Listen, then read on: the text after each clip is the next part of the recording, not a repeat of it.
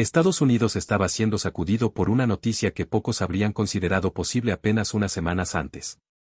Durante décadas, las grandes potencias industriales habían protegido celosamente sus tecnologías energéticas. Estados Unidos, Alemania y el Reino Unido habían construido una estructura casi imposible de penetrar, un club cerrado donde los países latinoamericanos solamente podían participar como compradores, operadores secundarios o proveedores de materias primas. Pero aquella mañana todo cambió. Por primera vez, una de las mayores compañías tecnológicas norteamericanas había decidido incorporar oficialmente una turbina industrial desarrollada en Chile. No se trataba de una simple compra internacional. Era un golpe directo contra una jerarquía tecnológica que parecía inamovible. Una máquina capaz de soportar temperaturas cercanas a los 1900 grados, fabricada con componentes de una precisión inferior a medio milímetro y desarrollada durante años en laboratorios chilenos. Estaba a punto de convertirse en una pieza fundamental para recuperar la infraestructura energética de Estados Unidos. La misma tecnología que expertos extranjeros habían ridiculizado. La misma tecnología que algunos calificaron como una fantasía sudamericana. La misma tecnología que había sido rechazada sin siquiera ser examinada con seriedad. Ahora era considerada la única solución disponible. ¿Cómo pudo un país como Chile, conocido internacionalmente por el cobre, el vino, el salmón y sus paisajes extremos, entrar de golpe en una industria dominada durante casi un siglo por gigantes extranjeros? ¿Y qué ocurrió para que los mismos ejecutivos que se habían reído de los ingenieros chilenos terminaran llamándolos desesperadamente? Esta historia comienza en una sala de reuniones de Washington. Mi nombre es Michael Harrison. Durante más de 20 años trabajé como ingeniero en una de las corporaciones energéticas más importantes de Estados Unidos. Crecí escuchando que nuestro país era la cuna de la innovación moderna, que nuestras universidades formaban a los mejores científicos y que ninguna nación podía competir verdaderamente con nuestras capacidades industriales. Yo creía en todo eso.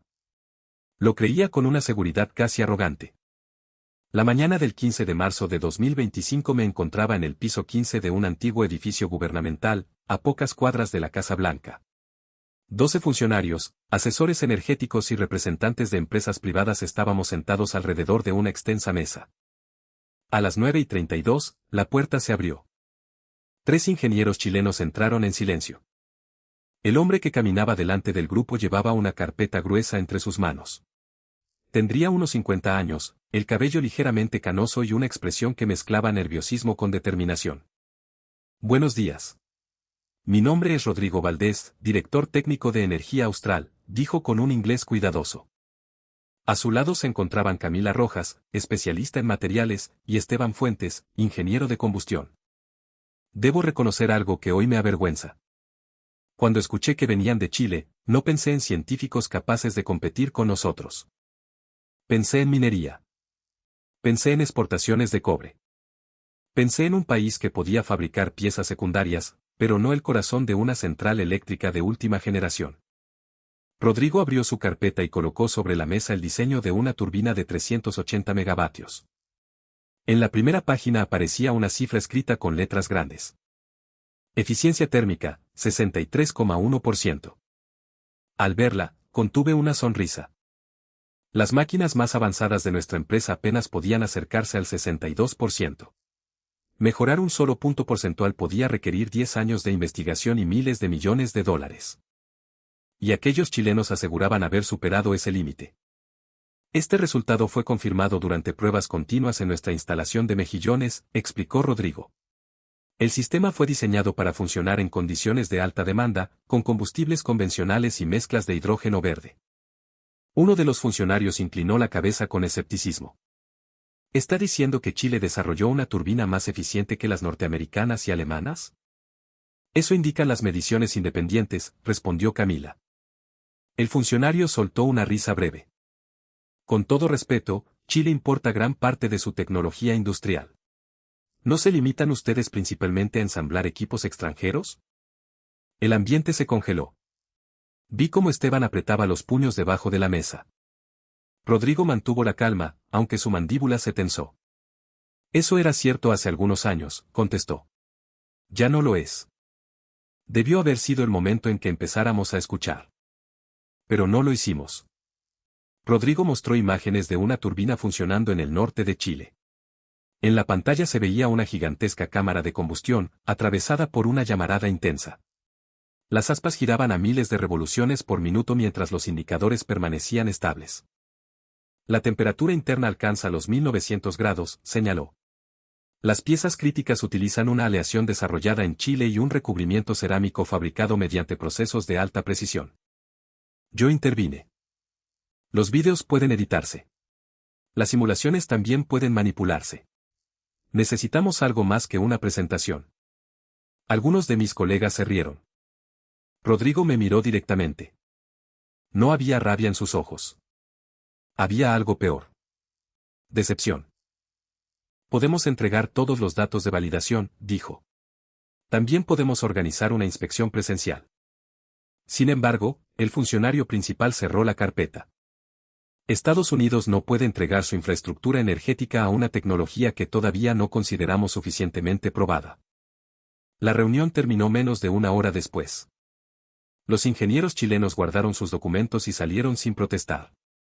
Cuando la puerta se cerró, uno de los ejecutivos comentó: ¿una turbina chilena? Lo próximo será que Bolivia nos venda submarinos. La sala estalló en carcajadas. Yo también me reí. Mientras tomaba un café, pensé que Chile necesitaría por lo menos 50 años para acercarse a nuestras capacidades. No sabía que la distancia ya había desaparecido. 3 días después apareció un artículo en una revista especializada. El titular decía: Chile exagera su salto tecnológico, expertos cuestionan turbina imposible. El autor era un antiguo directivo de una compañía alemana. Según su análisis, ningún país podía avanzar tan rápidamente en metalurgia, refrigeración y combustión sin décadas de experiencia acumulada. El artículo aseguraba que la cifra del 63,1% debía ser un error de medición. En nuestra oficina todos lo compartieron. Mi jefe, Robert Coleman, se acercó a mi escritorio riéndose. Esos chilenos querían vendernos una máquina más eficiente que la nuestra. Probablemente confundieron los datos de laboratorio con el rendimiento real, respondí. O usaron una calculadora comprada en una feria de Santiago, bromeó. La oficina volvió a llenarse de risas. Al día siguiente, una emisora nacional entrevistó a un profesor de una prestigiosa universidad norteamericana. El académico afirmó que los datos chilenos eran extremadamente difíciles de creer y que seguramente se habían obtenido bajo condiciones experimentales poco realistas. Para nosotros, aquello cerraba la discusión. Chile había intentado llamar la atención. Chile había exagerado. Chile terminaría regresando a su papel tradicional como exportador de recursos. Pero hubo algo que me llamó la atención. Los responsables de Energía Austral no respondieron públicamente. No publicaron comunicados agresivos. No discutieron con los periodistas. No trataron de defender su orgullo en las redes sociales. Simplemente guardaron silencio. En ese momento interpreté aquel silencio como una señal de derrota. Pensé que habían entendido que sus afirmaciones no resistirían una revisión internacional. Estaba completamente equivocado. Mientras nosotros nos burlábamos, en Chile los equipos continuaban trabajando. Rodrigo Valdés regresó a Santiago con la humillación clavada en el pecho. Durante el vuelo recordó cómo había comenzado todo. 12 años antes, Chile dependía casi completamente de turbinas importadas para sus centrales de generación. Las grandes piezas llegaban desde Alemania, Estados Unidos o el Reino Unido. Los ingenieros chilenos podían construir las bases, conectar las redes, diseñar sistemas auxiliares y operar las instalaciones. Pero cuando llegaba el momento de instalar el núcleo tecnológico, debían apartarse. Rodrigo nunca olvidó lo ocurrido en una planta del norte del país. Una empresa extranjera levantó una enorme estructura temporal alrededor de la turbina. Los técnicos chilenos tenían prohibido ingresar mientras se instalaban los componentes principales. Secreto industrial, les dijeron. Los especialistas extranjeros trabajaban dentro, con aire acondicionado y equipos de protección avanzados. Los chilenos esperaban afuera, bajo el sol del desierto de Atacama, conectando cables y tuberías sin poder observar el proceso central. Durante el almuerzo también existía una separación evidente. Los europeos comían dentro de la instalación. Los trabajadores locales se sentaban sobre cajas, a varios metros de distancia. Aquella tarde, Rodrigo hizo una promesa. Algún día Chile fabricaría su propia turbina. Algún día los ingenieros chilenos dejarían de esperar afuera.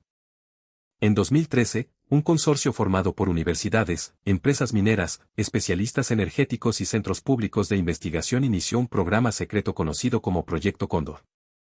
El objetivo inicial parecía desproporcionado. Desarrollar una turbina de alta potencia capaz de operar en el desierto, resistir variaciones extremas de temperatura y utilizar mezclas de gas natural e hidrógeno verde.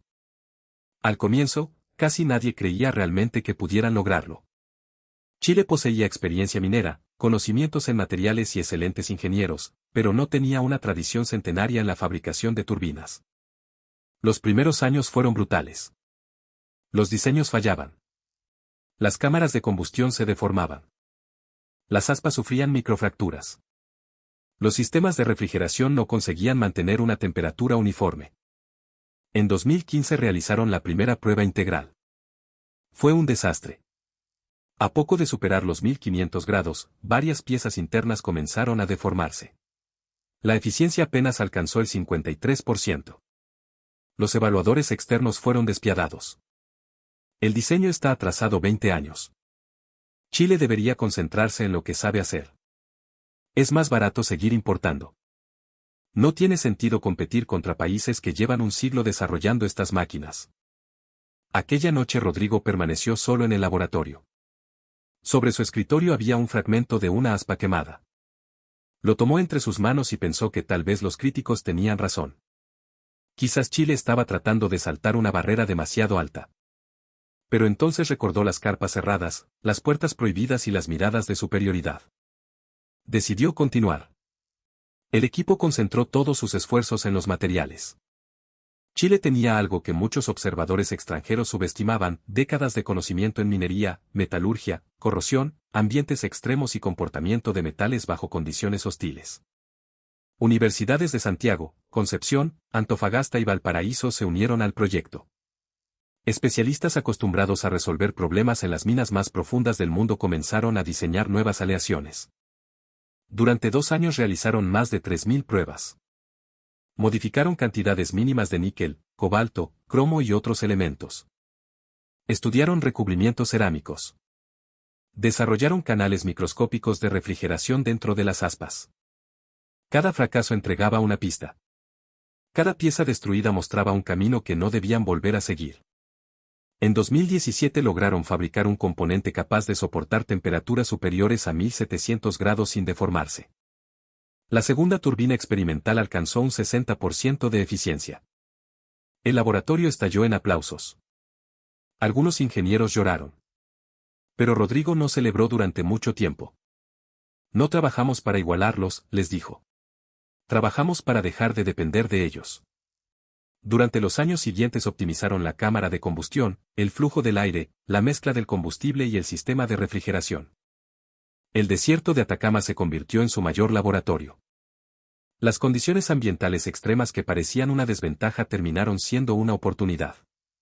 Si la máquina podía operar en mejillones bajo calor, polvo, salinidad costera y variaciones térmicas intensas, podía funcionar prácticamente en cualquier lugar. En 2019 superaron el 61%.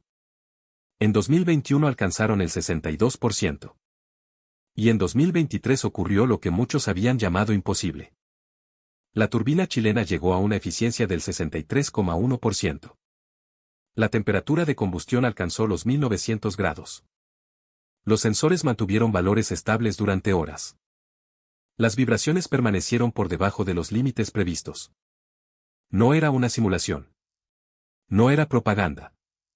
Era una máquina real. Al año siguiente, una central de generación en Brasil incorporó el primer modelo comercial. Meses después, otra unidad fue instalada en Perú para reforzar el suministro de una zona minera. Los resultados fueron mejores de lo esperado. Sin embargo, Chile evitó realizar grandes campañas publicitarias. Rodrigo no quería titulares. Quería datos. Quería miles de horas de funcionamiento verificable. Quería que, cuando el mundo finalmente mirara hacia Chile, no existiera espacio para la burla.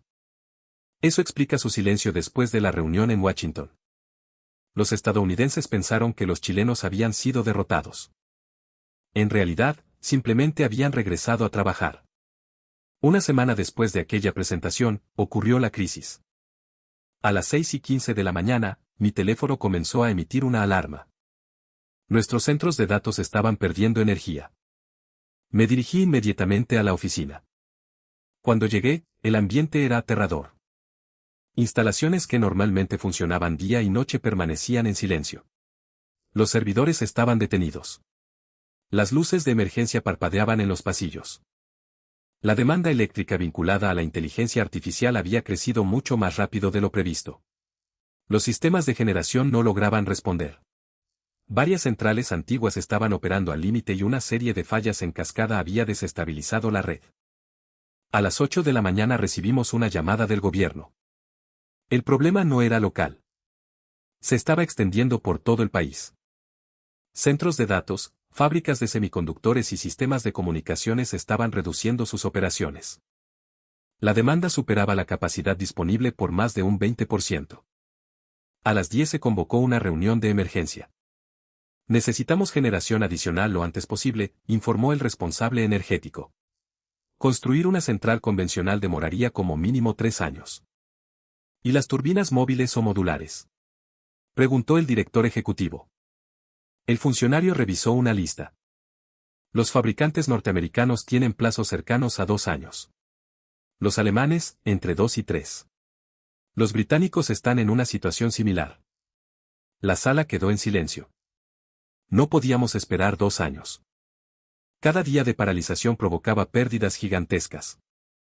Las acciones de las principales compañías tecnológicas comenzaron a desplomarse. China anunció inversiones aceleradas en centros de datos. Europa preparó planes para atraer empresas afectadas por la crisis. En una segunda reunión, un asesor del gobierno habló con una expresión incómoda.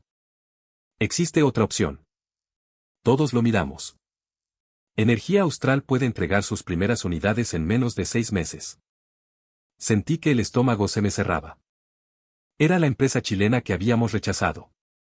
¿Tenemos pruebas reales de su funcionamiento?, preguntó un ejecutivo. Sí. Existen unidades operando en Brasil y Perú.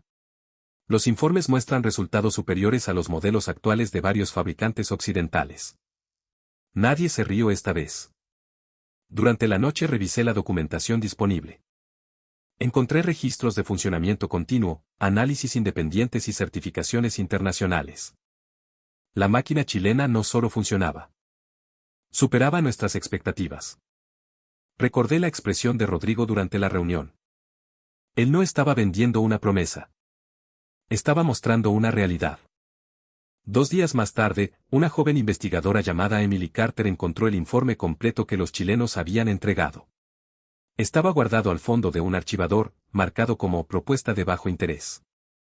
Emily lo llevó a una reunión gubernamental. Deberíamos revisar estos datos antes de descartarlos, dijo. En la pantalla apareció la información de una central peruana. Eficiencia promedio, 62,8%. Disponibilidad operacional, 98,7%. Nivel de vibración, inferior al estándar internacional. Tasa de fallas, considerablemente más baja que la de varios modelos tradicionales. ¿Estos registros están verificados?, preguntó un funcionario. Por 3 entidades independientes, respondió Emily. Además, la unidad brasileña presenta resultados similares. El asesor principal me miró. Usted estuvo en la reunión con los chilenos. No tuve otra opción que reconocerlo. Sí. ¿Por qué fue rechazada la propuesta? Consideramos que la tecnología no estaba suficientemente probada. El funcionario golpeó suavemente la mesa con un documento.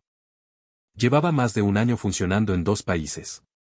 ¿Qué otra prueba necesitaban? No pude responder. La verdad era demasiado incómoda. No la rechazamos por falta de datos. La rechazamos porque venía de Chile.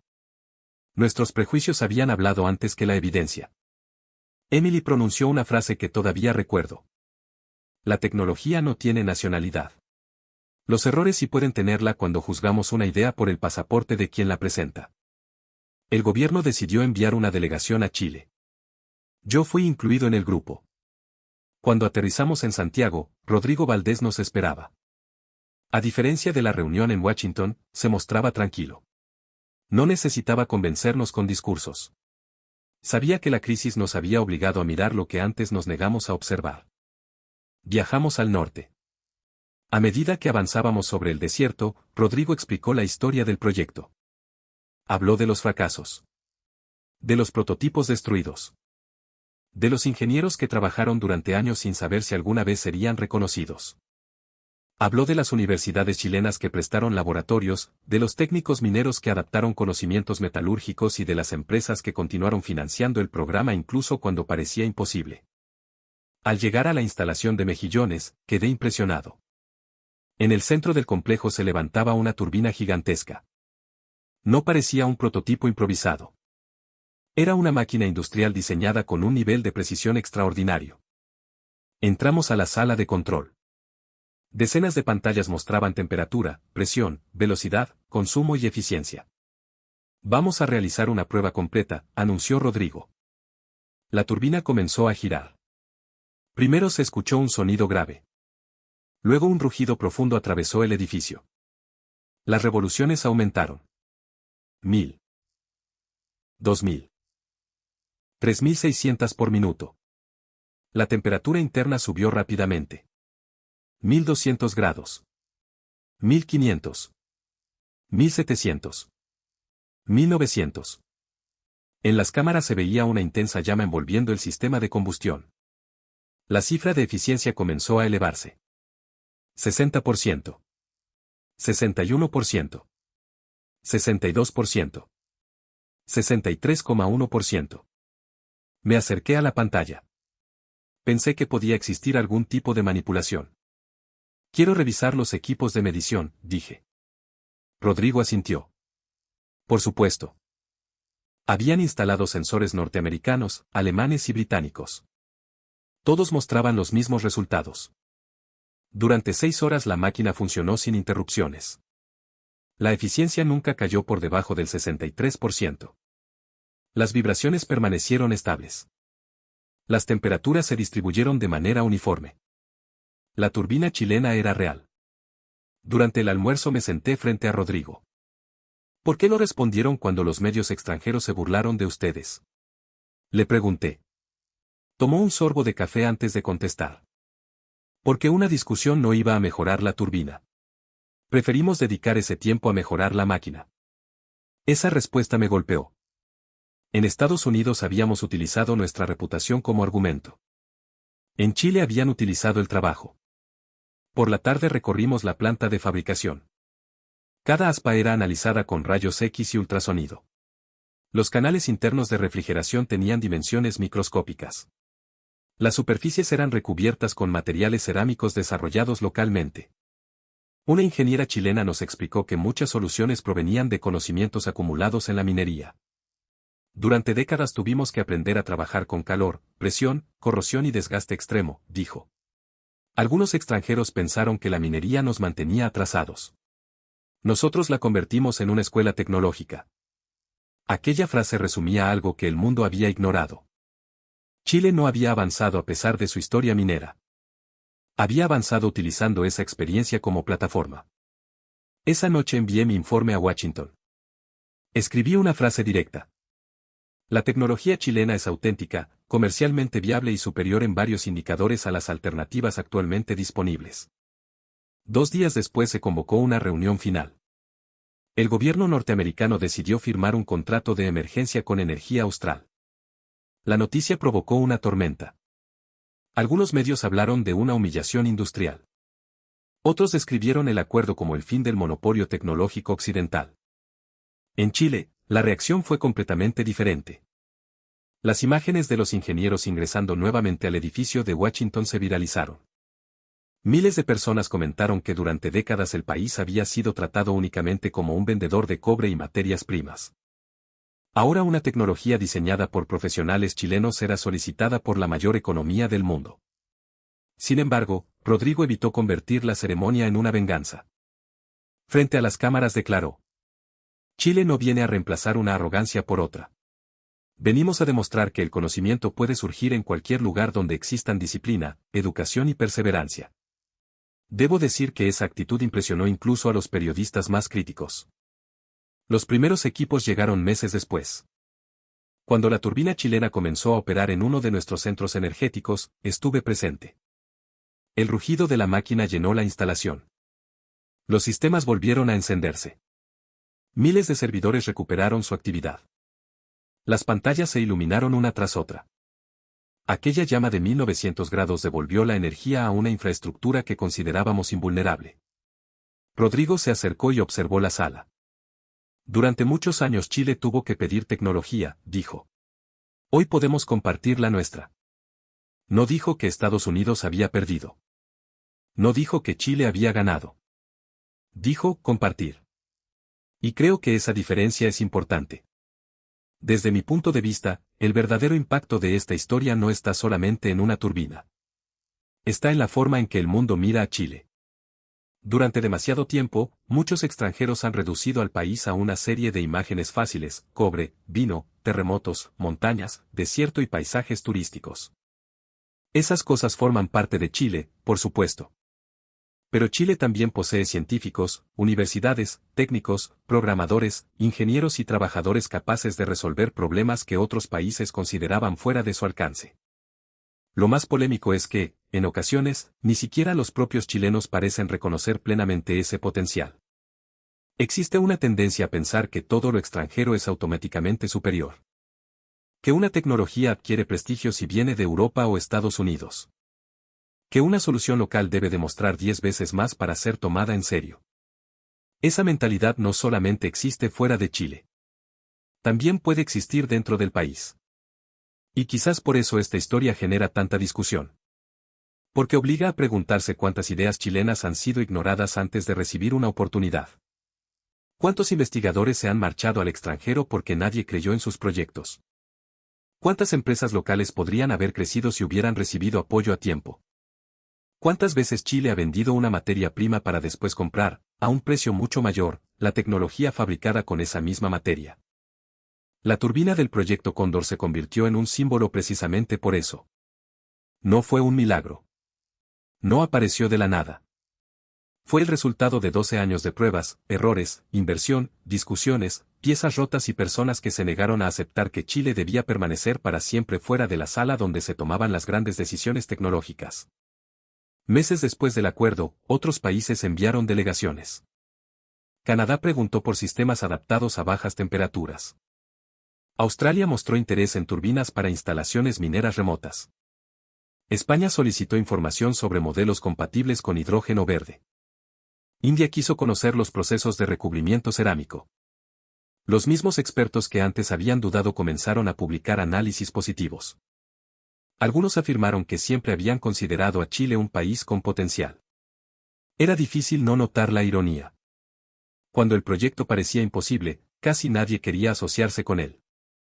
Cuando triunfó, todos querían explicar que habían visto venir el éxito. Rodrigo continuó trabajando. Su equipo ya estaba desarrollando una nueva generación de turbinas más pequeñas, pensadas para comunidades aisladas, industrias mineras y sistemas de respaldo. También comenzaron a investigar aplicaciones aeronáuticas. La relación entre una turbina industrial y un motor de avión es más estrecha de lo que la mayoría imagina. Ambos sistemas deben comprimir aire, soportar temperaturas extremas y transformar energía térmica en movimiento. Aquello despertó nuevas especulaciones. ¿Podría Chile utilizar los conocimientos acumulados para desarrollar motores aeronáuticos?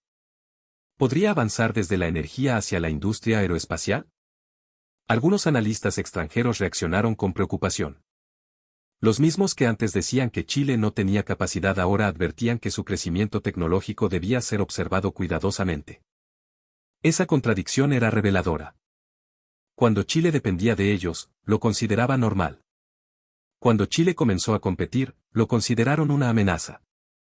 Personalmente, creo que ningún país debería avergonzarse de desarrollar capacidades propias.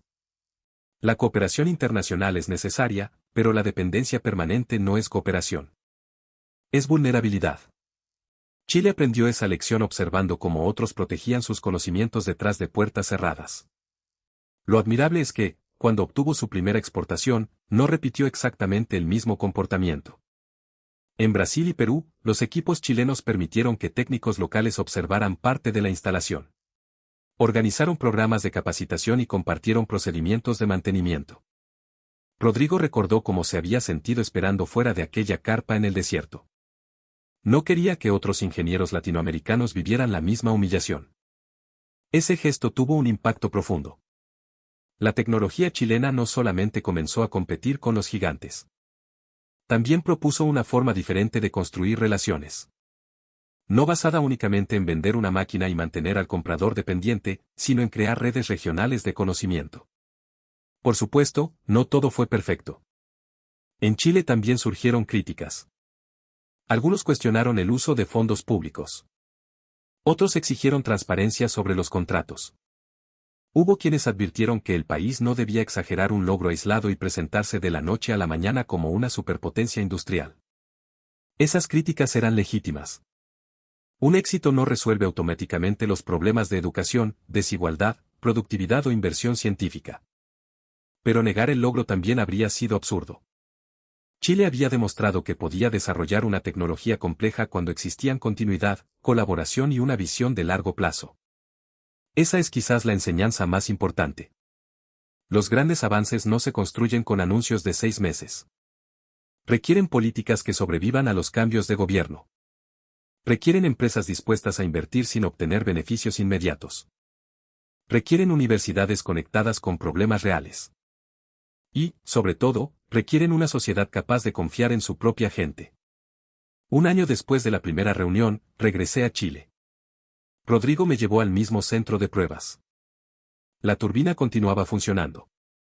En una pared habían colocado fotografías de todos los integrantes del proyecto, ingenieros, soldadores, operarios, investigadores, programadores, estudiantes y técnicos. No aparecía un solo héroe. Aparecían cientos. Esto no lo construyó una persona, me explicó Rodrigo. Lo construyó gente que muchas veces trabajó sin saber si alguien iba a reconocerla. Observé aquellas fotografías durante varios minutos. Comprendí que nuestra mayor equivocación no había sido calcular mal una cifra.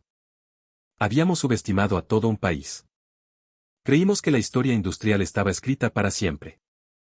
Creímos que algunos países habían nacido para inventar y otros para comprar. Creímos que Chile debía limitarse a exportar recursos mientras las grandes decisiones tecnológicas se tomaban en Washington, Berlín o Londres. La llama que ardía dentro de aquella máquina destruyó esa idea. No porque Chile se hubiera convertido repentinamente en el dueño absoluto de la tecnología mundial, sino porque demostró que las barreras pueden romperse. Que una nación ubicada al final del mapa puede colocarse en el centro de una conversación internacional. Que un grupo de profesionales ignorados puede terminar siendo buscado por aquellos que antes se reían. Y que el prestigio sin humildad puede convertirse en ceguera. Hoy, cuando alguien me pregunta qué aprendí de aquella experiencia, respondo lo mismo. Aprendí que la arrogancia puede ser más peligrosa que la falta de conocimiento. La falta de conocimiento puede corregirse investigando. La arrogancia, en cambio, impide incluso formular la pregunta correcta. Nosotros teníamos los recursos, las universidades y la reputación. Pero durante aquella primera reunión no tuvimos la capacidad de escuchar. Los chilenos tenían menos reconocimiento internacional. Pero poseían algo que nosotros habíamos perdido: hambre por demostrar, paciencia para trabajar y una relación muy cercana con el fracaso. Mientras nosotros defendíamos nuestra posición, ellos construían la siguiente generación. Esa es la razón por la que el mundo terminó mirando hacia Chile. No por una campaña publicitaria. No por un discurso patriótico. No por una promesa vacía. Lo hizo porque, cuando llegó el momento crítico, la máquina funcionó. Y a veces una máquina funcionando vale más que 1000 expertos diciendo que algo es imposible. La historia de esta turbina no debe interpretarse como una invitación a despreciar a otros países. Sería absurdo reemplazar el prejuicio extranjero por un nacionalismo ciego. La verdadera lección es otra. Chile no necesita copiar la arrogancia de las potencias para demostrar su valor. Necesita invertir en su gente. Necesita proteger la investigación de largo plazo. Necesita dejar de considerar inferior todo aquello que nace dentro de sus fronteras. Y necesita comprender que sus mayores ventajas no están solamente bajo la tierra. También están en las salas de clase, los laboratorios, los talleres y las mentes de quienes se atreven a imaginar que el país puede hacer algo distinto. Durante décadas, el cobre chileno alimentó industrias en todo el planeta. Tal vez ha llegado la hora de que el conocimiento chileno también lo haga. La pregunta ya no es si Chile tiene capacidad. La pregunta es cuántas oportunidades está dispuesto a crear para utilizarla. Porque aquella llama de 1900 grados no solamente encendió una turbina. Encendió una discusión. Una discusión sobre la dependencia. Sobre el orgullo. Sobre el talento local. Sobre la forma en que los extranjeros observan a Chile. Y, quizás más importante todavía, sobre la forma en que Chile se observa a sí mismo. Los estadounidenses que se rieron terminaron firmando el contrato. Los expertos que dudaron terminaron revisando sus teorías. Los medios que ignoraron el proyecto terminaron dedicándole portadas. Y los ingenieros que alguna vez fueron obligados a permanecer afuera finalmente entraron por la puerta principal. No lo hicieron pidiendo permiso. Lo hicieron llevando en sus manos una tecnología que el mundo necesitaba. Esa es la imagen que quedó grabada en mi memoria. Rodrigo Valdés caminando nuevamente por el pasillo de Washington. La primera vez llevaba una carpeta y fue tratado como un vendedor desesperado. La segunda vez encabezaba una delegación técnica y todos se levantaron para recibirlo. Entre una escena y otra solamente había transcurrido una semana. Pero detrás de esa semana existían 12 años de esfuerzo. 12 años de fracasos. 12 años de noches sin dormir. 12 años soportando a quienes repetían que Chile no podía hacerlo. Tal vez por eso, cuando un periodista le preguntó cómo se sentía al regresar, Rodrigo respondió sin sonreír. No vinimos a demostrar que ellos eran menos. Vinimos a demostrar que nosotros nunca fuimos menos. Y aquella frase, más que cualquier cifra, resumió toda la historia. Chile había dejado de esperar afuera. Por primera vez, el mundo estaba llamando a su puerta.